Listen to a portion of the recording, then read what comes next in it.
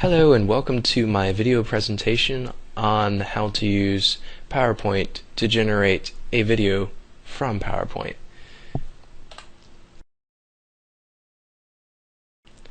So many of you might be wondering, why would I need to do this? I mean, I've generated my PowerPoint presentation. A lot of people have Office 2010 or 2007. This shouldn't be an issue.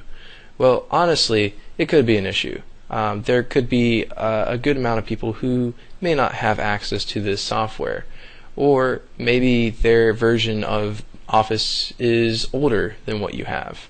So in that case, you would want to generate a video. It just makes it a lot easier to share amongst a lot of different people. Why? Because you can burn it to a DVD, and if you burn it to a DVD, you can go ahead and transform that so that it can be played on, let's say, your DVD player, watch it at home. You could easily upload that video that you created through PowerPoint to YouTube or some other sharing sites for videos, and it's accessible anywhere. It can be used on a Mac, Linux, Windows machine, any machine that's able to run a computer, any computer program. Then yes, you can play it on there. It's not a problem. Okay, so obviously PowerPoint's not the only way to transform your PowerPoint presentation into a video. There are many different methods of doing so, and I'm only showing you a few. Obviously, one of the best methods of doing this is using PowerPoint itself to generate a video from PowerPoint. That way you keep your timing, you keep your transitions, you keep your animations, all your embedded videos will transfer over. All of that media is still there. So that's great. If you're using a screen capturing program such as Camtasia or Captivate, yet again, that's still going to keep a lot of those transitions, timings, etc., because you'll be playing your presentation and capturing it at the same time. So all this is not an issue. However, you'll run into problems when you use something else, such as maybe Photo Story or Windows Movie Maker. So if you use Windows Movie Maker, for instance, you'll be carrying over those slides as images. And if you have media content, if you have audio files inside of there, it won't translate over. You'll have to re-embed those images, those files, into Windows Movie Maker, and then it will be able to play. But you won't be able to keep up with your transitions. It won't have the cool little transition effect that PowerPoint has. Instead, you'll have to use whatever is inside of Windows Movie Maker to develop your transitions between video clips, because it's a video editing software. That's what it was intended for. Photo Stories, similar situation. You won't be able to keep those timings, you won't be able to keep those transitions. What you're going to only be able to keep are the basic PowerPoint layout that you have, and that will transfer over. But you'll have to probably add in your narration inside of Photo Story and then save it out as a video. So that will work too. But it's, yet again, not as advantageous as using PowerPoint or screen capturing programs such as Camtasia. If you do need to use a screen capturing program like Camtasia, we do have that here at the Media Center. It's in two of our rooms, both the video editing rooms that we have. So all you have to do is just come here, reserve the room, and you'll be able to use that program. And if you have questions, you can ask myself, I'm Kyle Culpepper, or one of our student technicians here to assist you.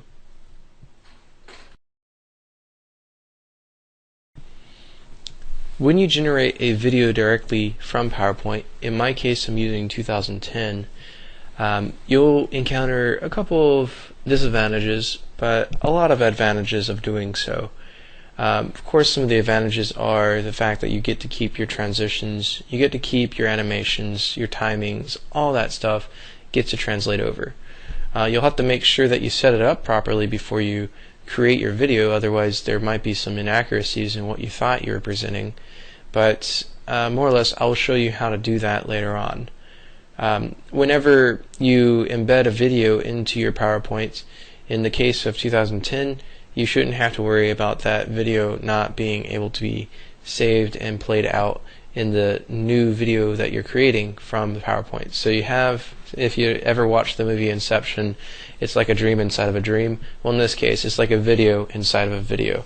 It's going to be pretty cool, and you'll see more or less what I'm talking about as you go through this presentation, because I am going to use that technique here. If you're wanting to change the size and quality of the video, it's pretty easy to do so inside of PowerPoint. It's just 3 different options that you can choose, and I'll show all 3 of those and explain them in a little bit more detail later on. There are some disadvantages of using PowerPoint to convert your video, and one of them is a disadvantage, but it's really not that disadvantageous. It's the fact that you can only save your video as a WMV, which is a Windows Movie Video file. This file type can of course be altered if needed to a different file type using a video converter. Real Player, for example, will be able to convert your WMV into maybe MP4 or AVI or some other different video format that you will need. There's all kinds of video converters out there, but you know, if you do need it, you can come to the Media Center, and we have video converters already here that you can use in any of our labs. If you needed to, let's say, generate this video and you have a short period of time to do this, well, you're in trouble. Don't wait for this video to be created, let's say, the day before or even 5 minutes before class. It's not going to happen. If you do wait, you're going to experience very large amount of frustration because the procedure can take a while. It's lengthy, especially if you have anything with a lot of animations, transitions, media content such as audio and embedded videos.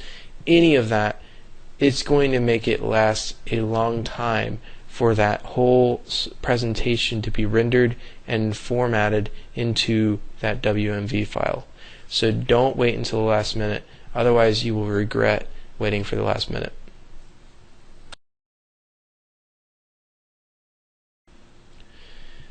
Alright, so we're actually going to go ahead and dig deep into using PowerPoint to create a video out of it.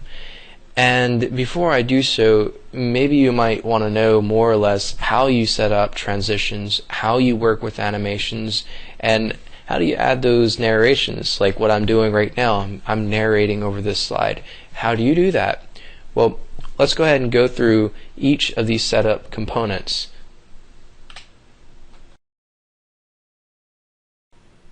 Okay, so I'm going to show everyone how to insert a transition.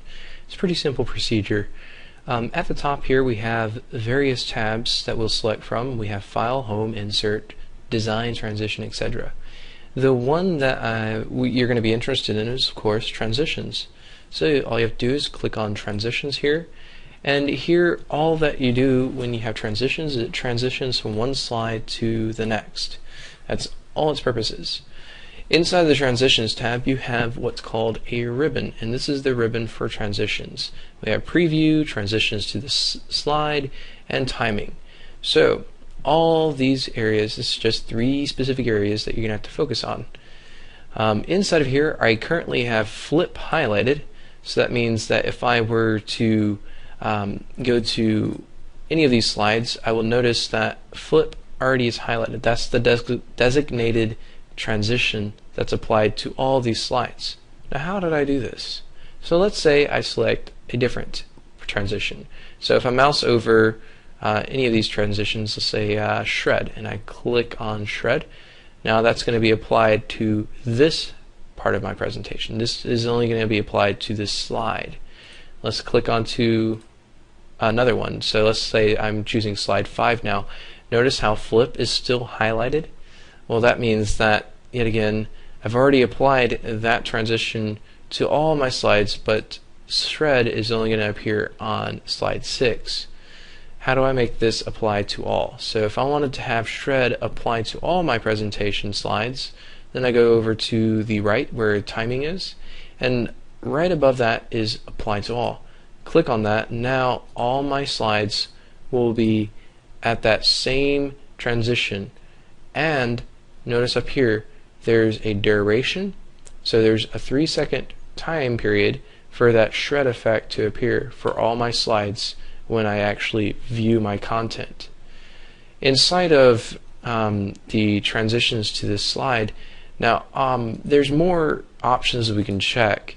So if I wanted to check them, I could either click up or down on these arrows.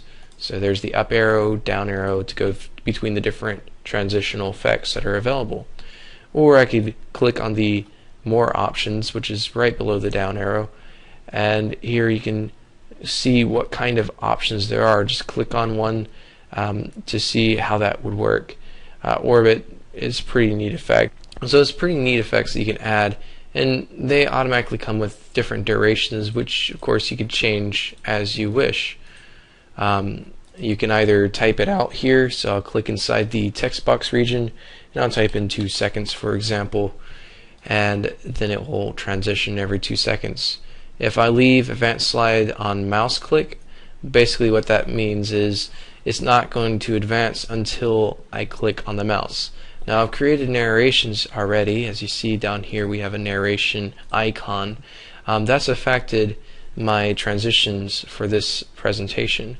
So after 0 seconds it will transition. So that means it's going to transition immediately after whatever animations and other effects that you've had created inside of this presentation.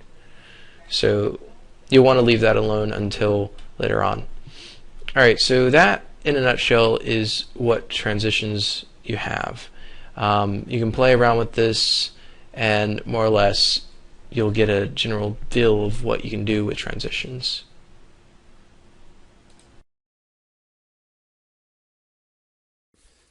So right now I'm going to go over the animations that PowerPoint has to offer.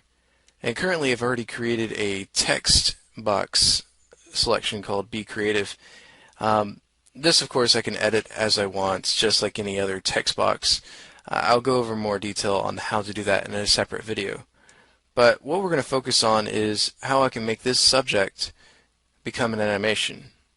Simple enough. Just if I click on the text box region where the dotted lines are, click on that, I've pretty much highlighted this selection. So this subject, this entire subject, Be Creative, is going to be affected by the animations that I choose. So up here at the Animations tab, which is already selected, I have several different options to choose from. And as I mouse over these different options, my subject is affected. So if I choose Wipe, and I just moused over it, the wipe effect occurs. The one that I'm going to more or less want to utilize is the grow and turn effect. So I'll click on that, and now the grow and turn effect is highlighted for that subject, which is Be Creative.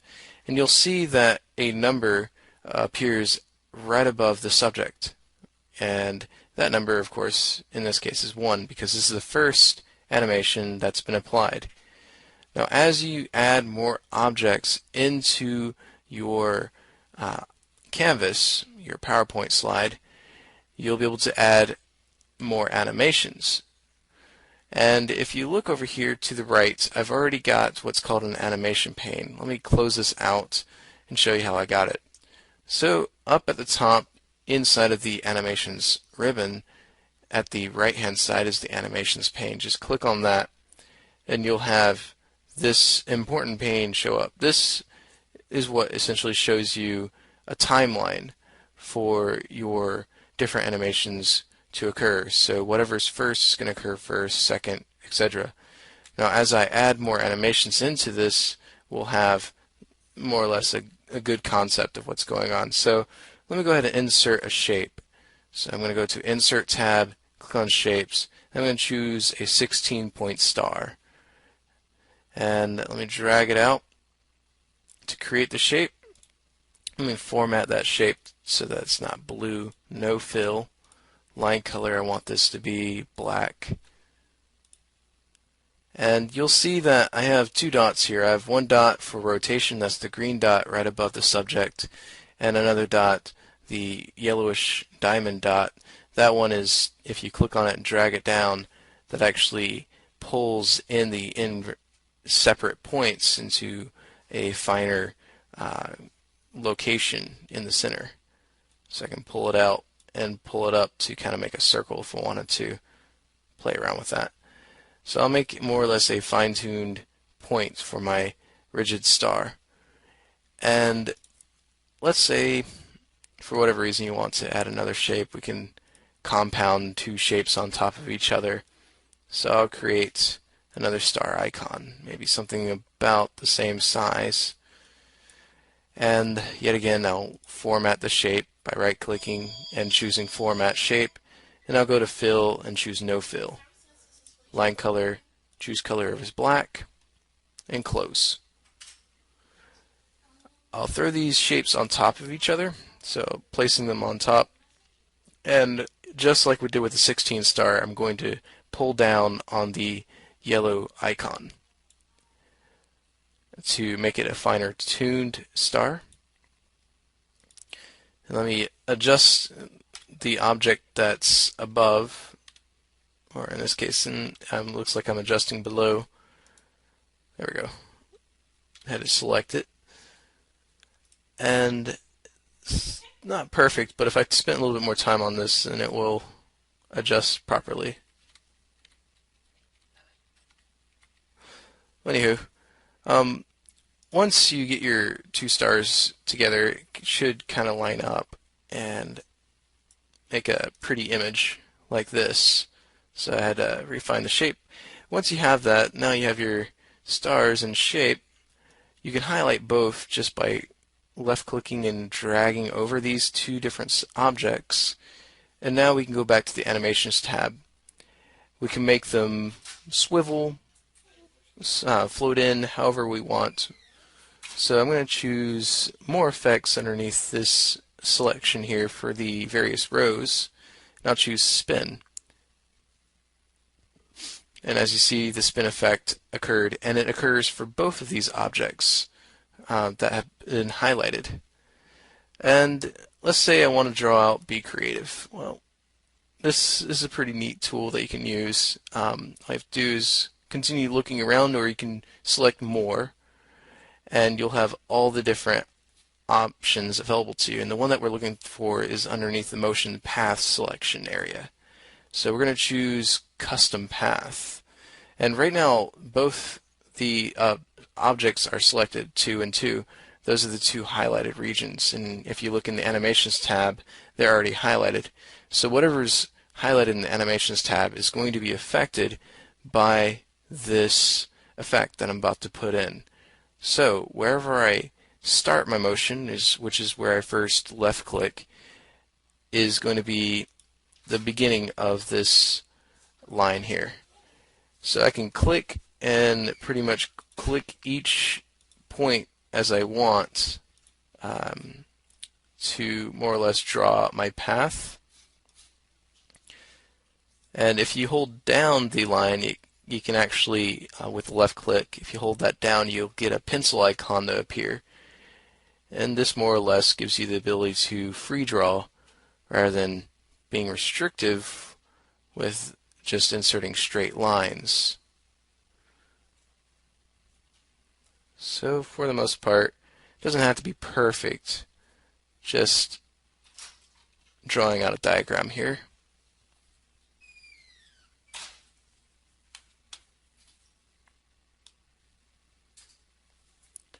And then after that, I'll just have it show up around the dot and swivel a little bit. And once you're done, all you have to do is click Escape on your keyboard, and it'll show up there. So now you have your path that's drawn out, and that's how fast it's going to appear for this custom path. Of course, if you want to control the duration of that animation, simply go up here to the Animations tab yet again, and you'll see that there's a start time, a duration, delay, etc. Whatever's highlighted right now is these two subjects, and if I click on them, that selects the various items that I want to highlight. Let me hit Control and select each item. That way I can change the duration as I want. And after that, click on the duration icon up here. 2 seconds is currently selected. Maybe you want something like 5 seconds. So I'll insert 5 seconds there. And now if I click on play in the animations pane, you'll see the effect that I've created. So this, in a nutshell, is more or less how you can control your animations that you add. And of course, you can change the numbering system. You could drag each of these items around as you wish, and as you do, and you'll see what happens with what animations in what line. We probably wouldn't want to use this, but it's a simple fix. You can just drag and carry things over as you wish. Well, that pretty much concludes dealing with animations. There's obviously more things that you can do with animation. It's up to you to play around and see what you like.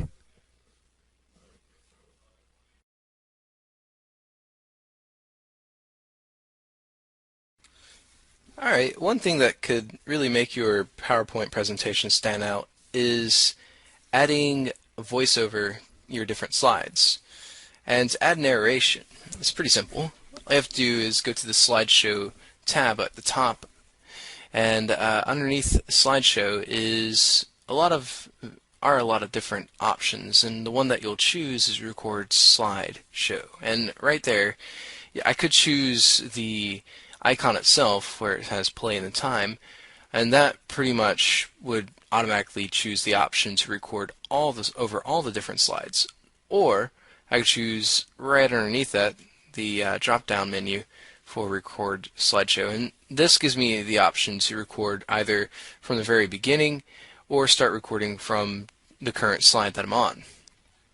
So if I wanted to do individual slides, then I would want to choose start recording from current slide. Otherwise, do record from beginning. In this case, I'm going to choose start recording from current slide. After clicking on record from current slide, you have a few options to choose, and I usually would leave these checked, especially if you have any slide animations and timing set up. You might as well keep that in coordination. If you choose to also have narrations and laser pointer, that basically means that it's going to record your voice over the different slides. So obviously you want to leave that as checked. So click on Start Recording, and once you do so, you probably can't see it right now because it's on the other screen, but I will fix that with this next part of the module. Well, the way to make this record on this slide, I'd have to choose which monitor I want this to be displayed out when I'm actually doing the recording. So instead of having it show on primary monitor, I'm going to have it show on my secondary, which is monitor 2. And then I'll go ahead and click on Record Slideshow, start recording from the current slide, which I'm going to have as slide 9. Restart recording, and now it's going to record both using the Captivate software I'm using to record this, as well as the PowerPoint software. And nothing's happening, so I didn't time up my animations, and right now I'd have to manually enter to get to the next part of the animation, and then finish the slide. And once you get to the end of that one slide, you'll notice that it gets you out of the presentation. And let me go ahead and click inside of it, double click to enter in here. And this animation, well, this is an actual animation. Anytime you do a narration, it counts as an animation for that slide.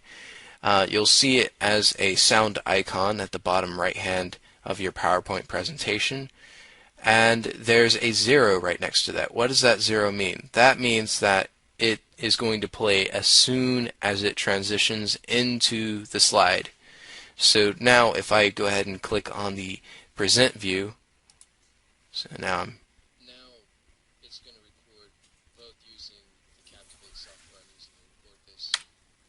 And I hit escape to leave that. So as you see, I've recorded onto this slide, and it's going to record as I wanted, but let's say you want to have this narration to play with, or that is, play at the same time that your text and other stuff, other animations for this slide are occurring.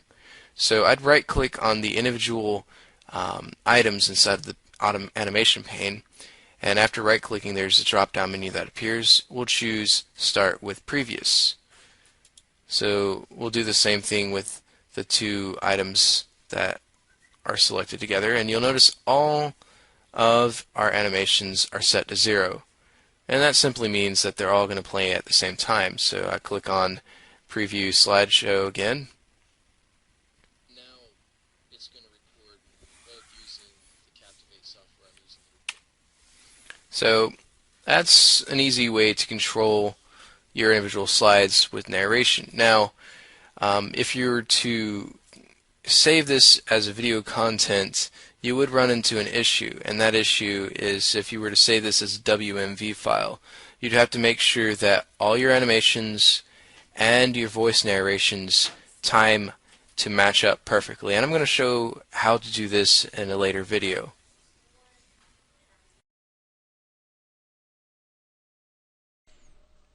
Now, I know that some people would want to enhance their videos through PowerPoint, and you could also use videos to enhance PowerPoint itself. So if you wanted to do a presentation, it's quite simple to insert a video. It's not really that hard. So I'm going to create a new slide, and after I created my new slide, all I did was just had one of these slides here highlighted and then hit enter on the keyboard, and then a new slide popped up, and now I have slide 9. You see inside of this slide I have the basic generic template format. So we have our text box, which also can act as a placeholder for inserting pictures, clip arts, charts, smart arts, columns and tables, as well as media clips. So how do you insert a video clip? Quite simple. Once you created a new slide, you could simply just click on the Insert Media Clip from this template, and you'll be able to browse for your video selection that you want to use. Templates, of course, they're different for each one, so if I click somewhere outside of the text box area, somewhere out here around it, right click on that, and then a drop down menu will appear, and I'll be able to look through the various Office themes that are available. If I choose blank, of course I'm not going to be able to insert media the way that I just showed you. However, if I go to the Insert tab at the top here and then mouse over to the video icon inside of the ribbon for Insert, if I click on the video icon itself, it'll immediately bring up the Browse menu. However, if I click on the drop down arrow, that gives me a couple extra options. So I have 3 different ones. I could either choose a video from a file, which is somewhere on my computer, which will allow me to do 2 things. If I click on this, I have 2 different methods of inserting a video. I could either embed my video, which if I just click Insert on a video that I'm selecting, so I'll go to Videos, and I'll choose one of the sample WMV files, which is the wildlife video that comes with all Windows 7 operating systems. If I click on that and choose Insert, then that video becomes embedded onto my PowerPoint slide, which means that I could carry this PowerPoint anywhere, and this video should be able to play as long as I'm using Office 2010 on the other computer I'm located at. That's fine and dandy, but let's say that you happen to go to a machine that is on Office 2007. Well, you have run into a problem. Or let's say that they don't have Office 2010 or Office 2007, and they're using something completely different. So you might run into that issue as well, and that's why making this as a video would work fine. But let's say you want to, instead of embed a video, you want to insert the video from file again, but instead you choose right here in the insert area, there's drop down menu, click on it, and you'll see 2 different options. There's insert and link to video file. So link to file, and what essentially will happen is when you link to file, it does not embed the video file onto your PowerPoint, What it will do, however, it still is a quick link, so anytime that you want to access that video, you could. However, you got to be very certain that you have that video file on your jump drive along with your PowerPoint.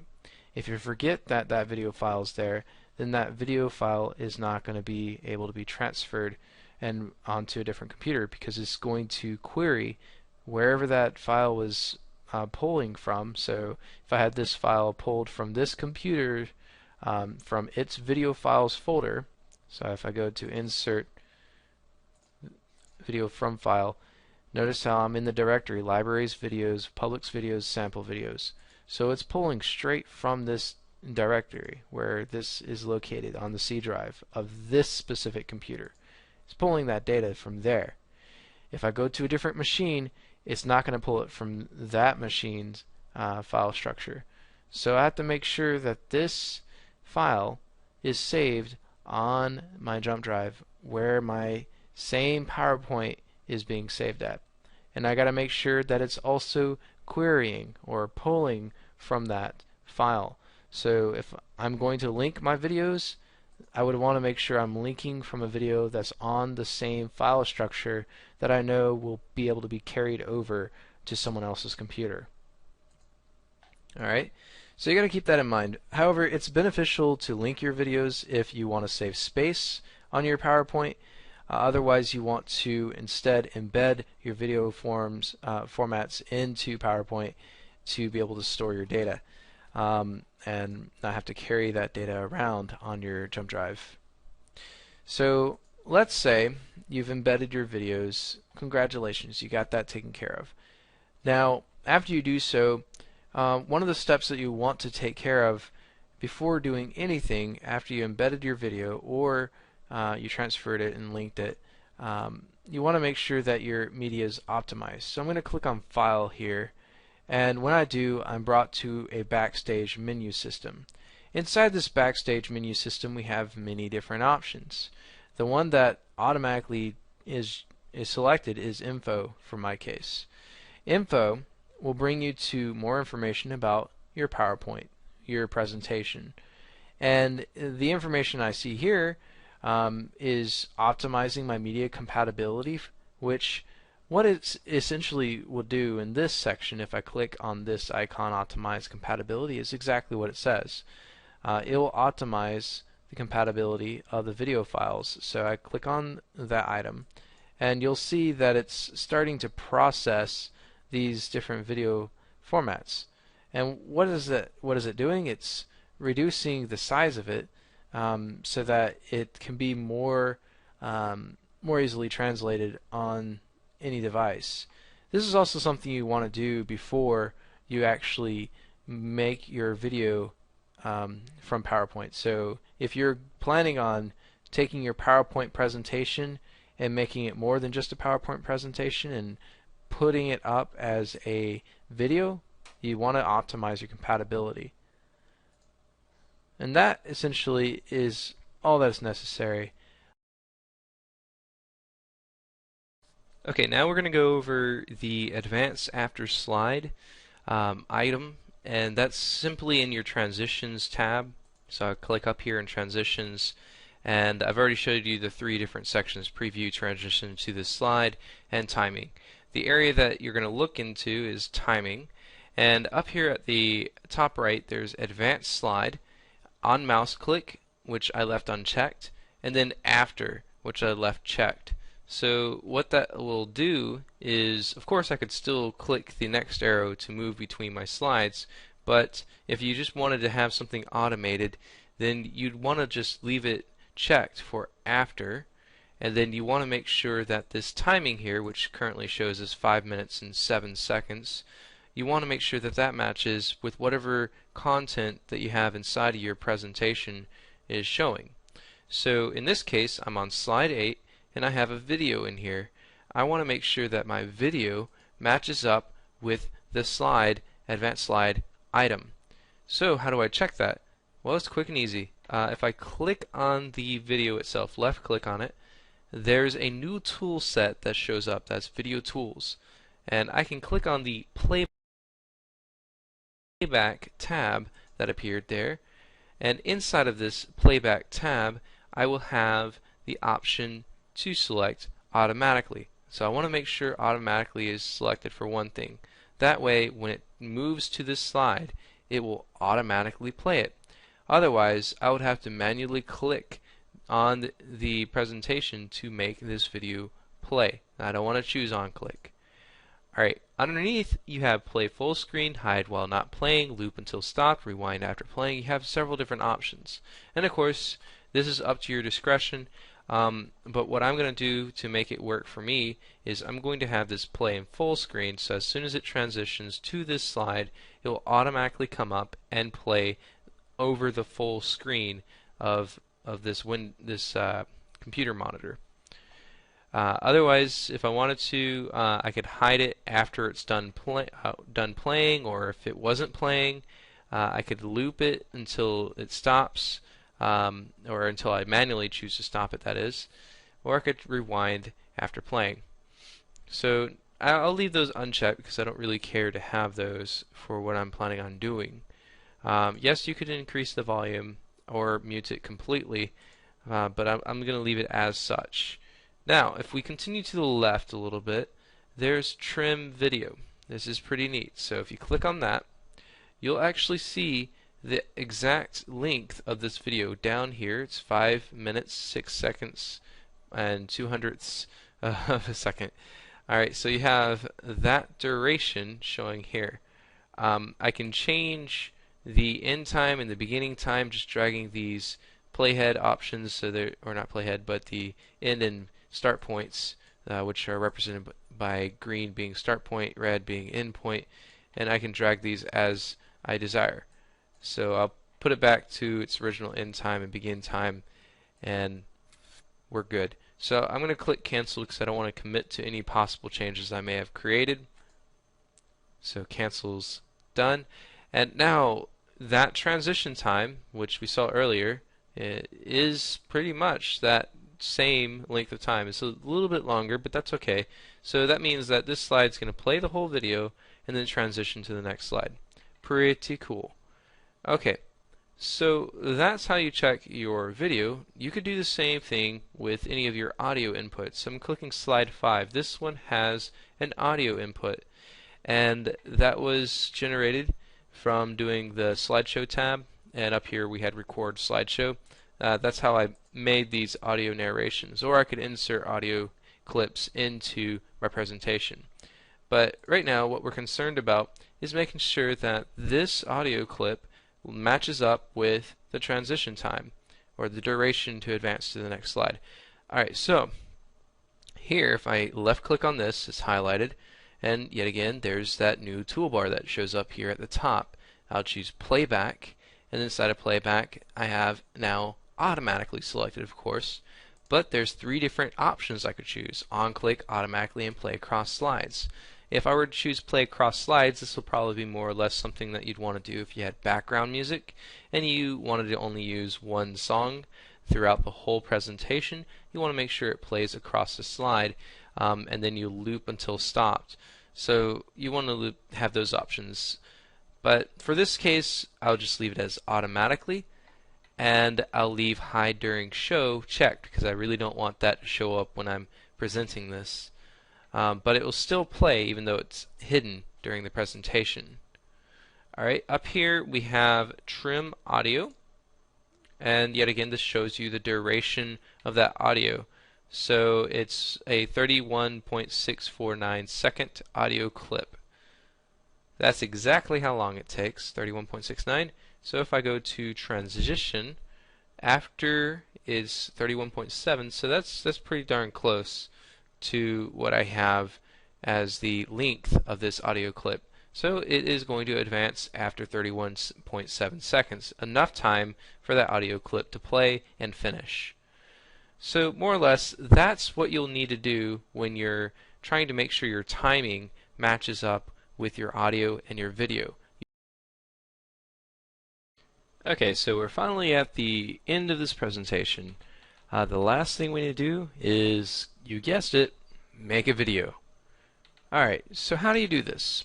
Well, We have already checked and made sure that our timings are correct. We've made sure that we've got all the videos in the right spots. It's transitioning perfectly fine. Our animations are working. We're happy with our final product. So we've reviewed it. We've gone through that step. Our last step we'll want to do is go to File. And of course, I have to optimize my media compatibility. Let's say I've already done this, and let's go ahead and dig a little bit deeper. So I'm in the info section of my Backstage view, and the next thing I need to go and do is go to Save and Send. So instead of Save and Send, what you're going to do is you have several different options, but the one that you need to choose is Create a Video. And it's down here near the bottom underneath File Types. And once you click on Create a Video, you'll see more options appear on the right hand side under Create a Video. We have pretty much three things that we can change. We can change the drop down menu here for computer and hard drive displays to something less and less in resolution. So I can go to internet and DVD, so that's a smaller resolution as you see here, to the smallest resolution of your final video output, which is portable devices. If you're wanting to upload this to YouTube, you could use computer and hard drive displays, or you could use internet and DVD. I really wouldn't suggest using portable devices unless you're bringing that around to, let's say, via your external hard drive or jump drive, and you're trying to give someone a quick video, then sure, use that. But you lose quality as you lower down the list here. So either of these you can choose. It's up to you. Use recorded timings and narrations. Of course, leave that selected. Otherwise, if you choose don't use recorded time and narrations, then what's going to happen is it's going to advance after slide every 5 seconds, as you see here. And this is the third thing that you could change. You could change this to 6, 7, whatever you want for how long you want all the slides to transition by. But you'd want to just leave this as is. Use recorded timings and narrations. Don't use recorded timings and narrations. Again, if you choose don't use recorded timings and narrations, they'll stick with what number you have in this box here. Alright, so I'll leave these two checked, and then I'll just click Create Video. And after doing so, I have now an option to drop this video somewhere, and I've already created a whole folder for what I'm working on, all this content, and I can call this whatever I want. So I can call it Creating a Video Using PowerPoint. And the only option for the file type that it's going to save as when you're generating video is Windows Media Video, WMV. That's the only option you have. Once you've selected that, all you need to do is click on Save, and then your video will begin to develop. Now I have a lot of stuff going on here, so it would not surprise me if this takes a good, huge, long time. And it already tells me that, hey, some of the media in this presentation cannot be included in this video. To enable playback in the media, do one of the following: convert the presentation by clicking the File tab, or optimize the compatibility. So this is where optimizing that compatibility was very important. Since I did not do this, I'm getting this message. So it asks me, do I want to continue without including the media? If I choose yes, then probably those new videos that I've inserted will not play, or some of the audio will not play. So of course, in this case, I would not want to continue, so I'll choose no. But if I chose yes, then it will pick up everything except for the newly inserted and optimized video components. So now we know how to generate a video from PowerPoint. In this case, I've actually done a lot of instruction.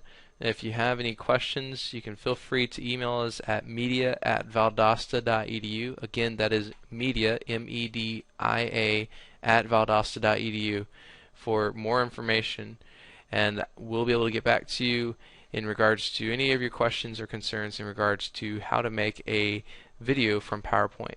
Thank you for watching.